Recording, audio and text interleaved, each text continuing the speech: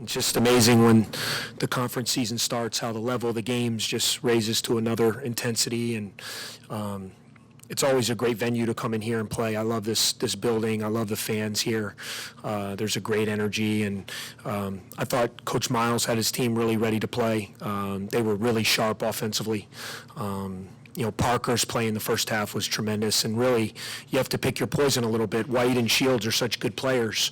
We wanted to help a little bit off Benny, and to his credit, he really made us pay. We got off to a poor start in the second half. We're down 12 there. They scored 13 points in a row to start the second half. We're down 12. Challenged our guys a little bit, about who do they want to be. Do they want to lay down and roll over, or do you want to try to fight back? And thought we finally started getting some stops. And then we made some timely shots. Thought Scott Lindsey hit some big shots from three in the second half. Aaron Falzone's shooting was big for us. And then, of course, Derek Pardon's performance is incredible. I mean, the joke's kind of on me, I guess. I mean, I was going to redshirt the kid. He didn't play our first 11 years, and the plan was to redshirt him. And this is his second college game on the road, playing in the Big Ten, and you're down 12 early in the second half. And for him to just come out and get 28 points and 12 rebounds, clean up every offensive rebound, finish everything around the basket, make his free throws, just an outstanding performance by a young player that I knew we had really high hopes for coming in. We thought we got a gem with him, and he was an under the radar recruit that we felt had a chance to be really good. And his work ethic and his ability to be ready when called upon, like he was when Alex went down, was amazing. And really proud of his performance. And to win on the road is not easy. They all count the same. And got a lot of respect for Nebraska's program.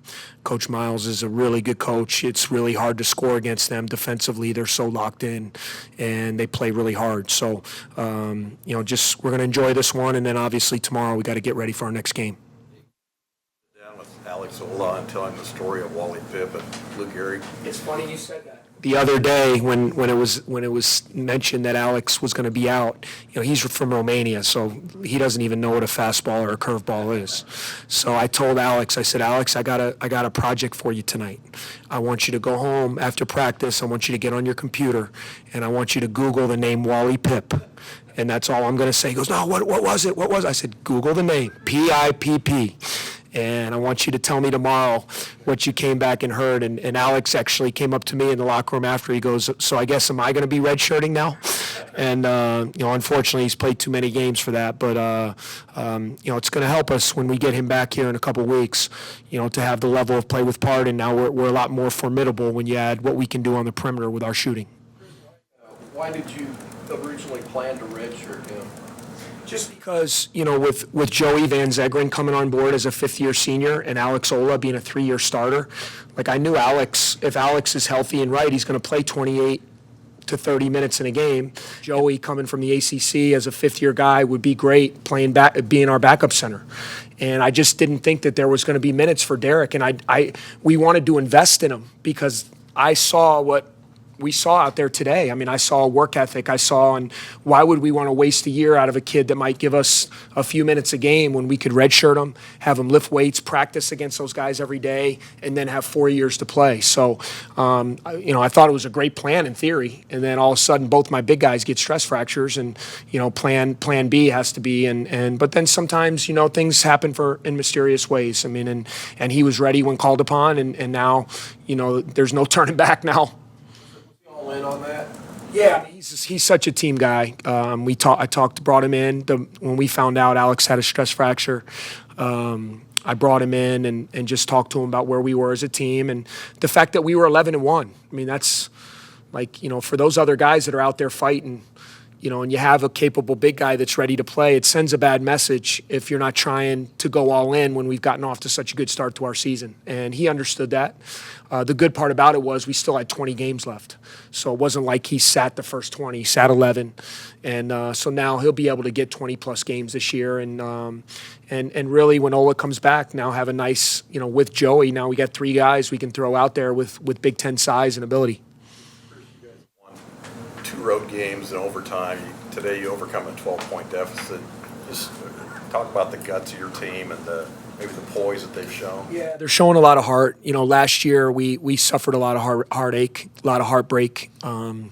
We seemed to be on the losing end of almost all those type of games, whether it was self-induced or another team just played great against us and beat us. And, I think sometimes when you go through those tough times, you find out what you're made of.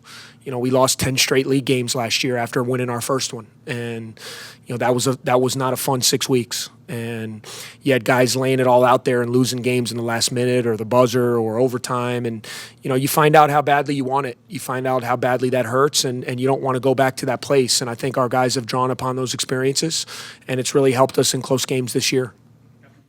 Did the first half, did you do anything differently defensively in light of what he did in the second half? We wanted to just give him a little more attention. Quite frankly, we were okay with him shooting jump shots. We really were. I mean, we were so afraid of Siobhan's driving, getting us in foul trouble, just punishing us. And then obviously you have to pay close attention to Andrew with his shooting. And really, Benny was kind of the guy we wanted to use as his man, as a helper, and we were okay. And to his credit, he made them. And that happens sometime. And we just said, hey, he's got 12 points in the first half. We got to get a little bit of a hand up now. And then he made his first one and got a steal and scored. And I think he had 17 points with, 17 minutes to go. And then fortunately, it went dry for him. I thought he had some good looks that he just didn't make. But credit him. I mean, great performance, 17, 7, and 5, senior guard. I've always been a big fan of his game, his defensive intensity. And I thought he guarded McIntosh and Demps really well today and was a key guy for them.